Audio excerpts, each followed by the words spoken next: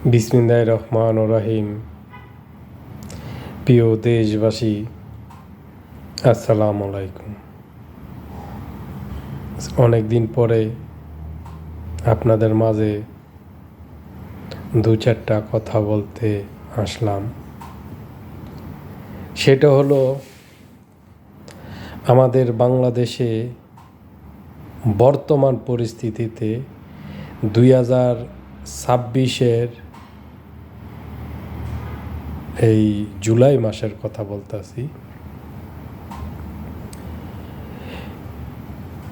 বিগত সরকারের আমলে 2024-এর 5ই আগস্টের আগে বিগত সরকারের আমলে বাংলাদেশের জনগণ পুলিশের সামনে গিয়ে দাঁড়িয়ে কথা বলার সাহস পায় নাই।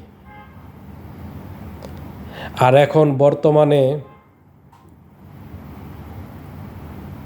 বাংলাদেশে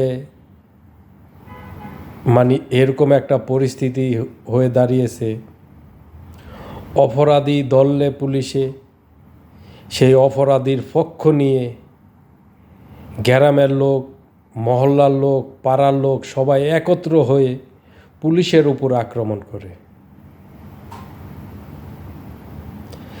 তাহলে কি 2024 সালের 5ই আগস্টের পরে পুলিশের ভূমিকা এবং পুলিশের শক্তি দুর্বল হয়ে গেছে? এই দুর্বল হওয়ার পিছনের কারণটা কি? দুর্বল হওয়ার পিছনের কারণটা হলো আমাদের দেশে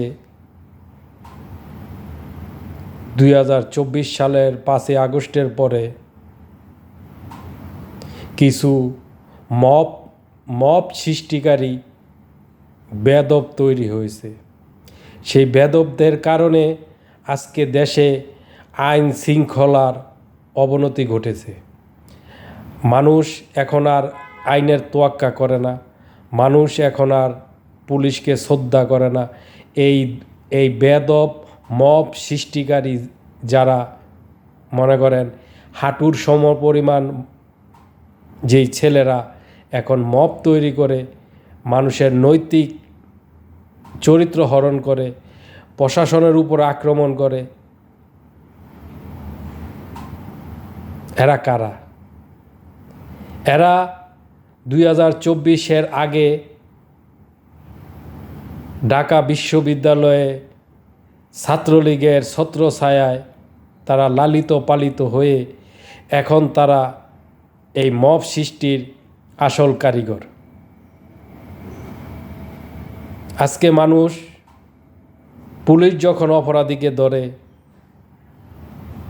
সে মব তৈরি করে পুলিশকে গালিগালাজ, লাথি মারধর করে। এখানে বর্তমান সরকারের অনেক দুর্বলতা আছে। দুর্বলতা হলো বর্তমান সরকার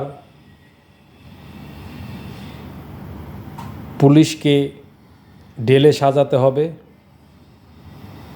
সেই সাথে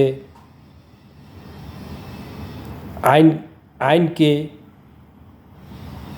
এরমভাবে শক্তিশালী করতে হবে যাতে কেউ দুঃসাহস না পায় থানার সামনে গিয়ে কথা বলার।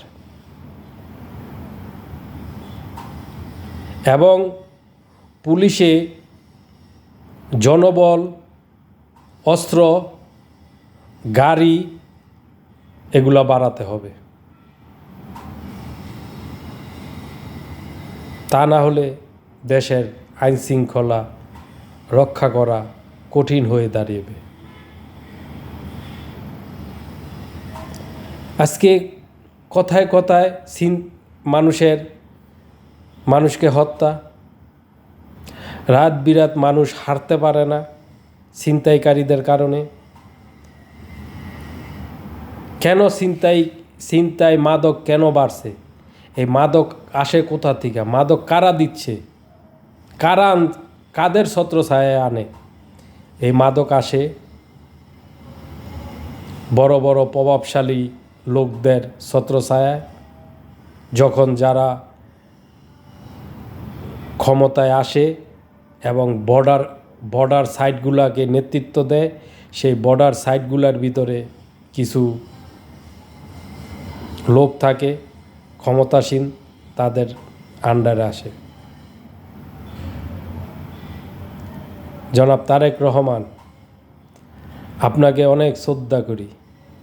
জনাব তারেক রহমান, আপনি দেশটাকে সুন্দরভাবে গঠন করতে চাচ্ছেন, কিন্তু আপনারই দলের লোকেরা আপনাকে সেটা করতে দেবে না।